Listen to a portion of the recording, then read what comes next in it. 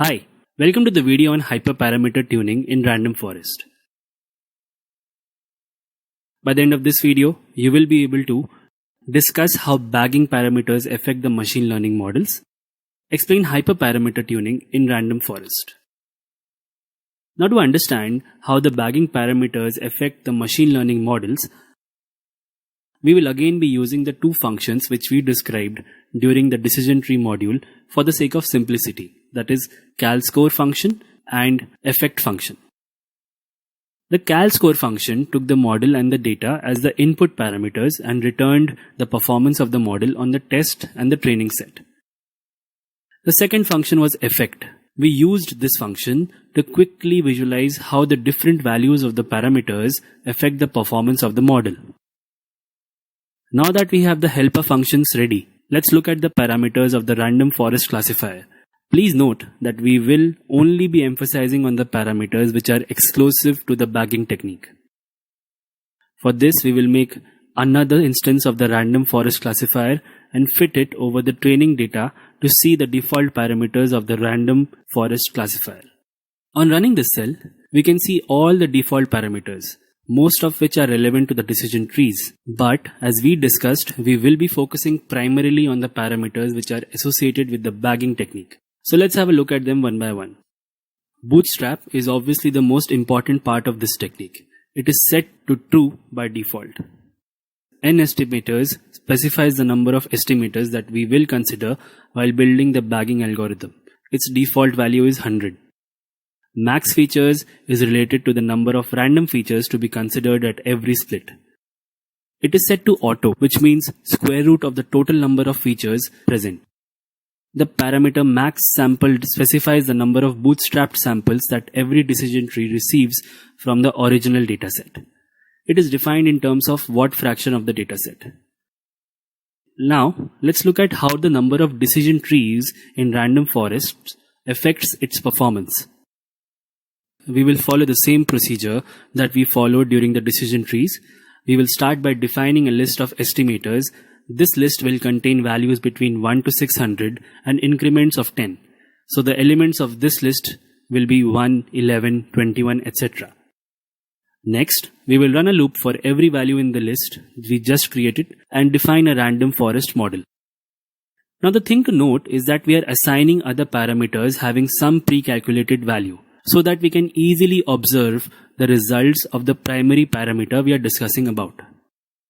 Most important being the class weight. We have assigned it to be balanced subsample. What this does is that instead of assigning weight to the classes based on the original dataset distribution, the weights are assigned based on the bootstrapped sample that each tree receives. As a result, each tree receives a different sample distribution and the class weights are assigned respectively. So overall, we have defined a list of estimator values and running a loop. During every iteration, a random forest classifier is trained and evaluated using the cal_score function. Lastly, the score returned by the functions are sorted at the end of lists. Note that this model is going to take some time to train. So feel free to grab a snack as it will take 5 to 6 minutes. While the model is running and you are munching on your snack, we want you to guess what would be the observations in the graph. Will the model performance increase with the number of estimators, or the performance of the model is not affected by the number of estimators? So now let's observe the results. In this graph, we can clearly see that the performance of the model sharply increases and then stagnates at a certain level. Which means that choosing a large number of estimators in random forest is not the best idea. Although it will not degrade the model, it can save you the computational complexity and from using your fire extinguisher. Now, let's look at another parameter of the random forest, that is max samples.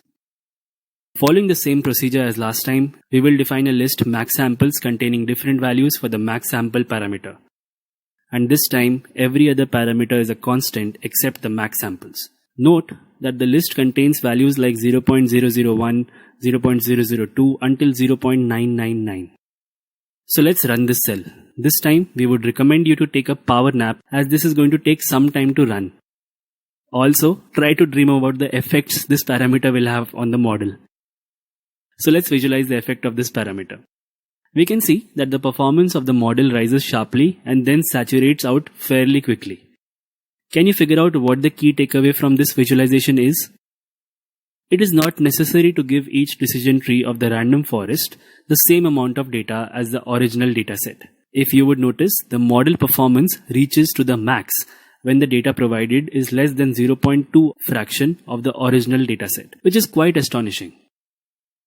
Although this fraction will differ from dataset to dataset, we can allocate a lesser fraction of the bootstrap data to each decision tree. As a result, the training time is reduced drastically. We would recommend you to try this out during your model assignment. Now lastly, we will observe the effect of max features parameter. As we discussed before, it resembles the number of maximum features provided to each decision tree. We will again follow the same procedure of defining a list of parameters.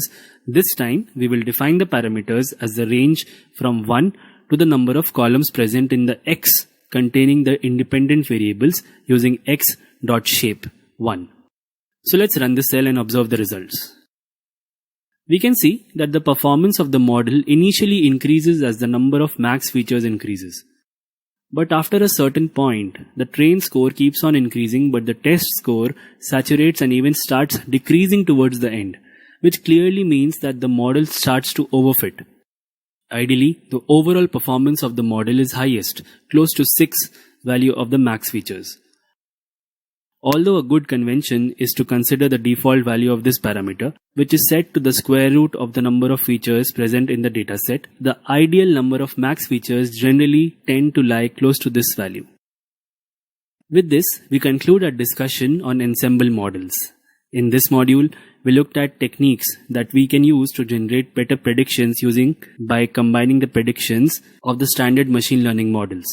We covered machine learning techniques like voting and averaging of the classification and regression problems respectively. Later we jumped into the advanced ensemble technique called bagging, in which we learned about the concept of bootstrapping and how we can create diverse models using the same limited data that we have.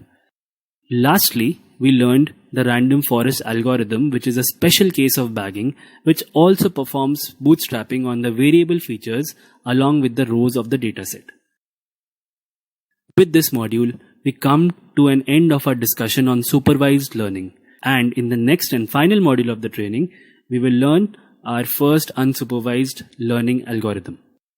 Make sure you revise your concepts of this module well before attempting the module test. All the best.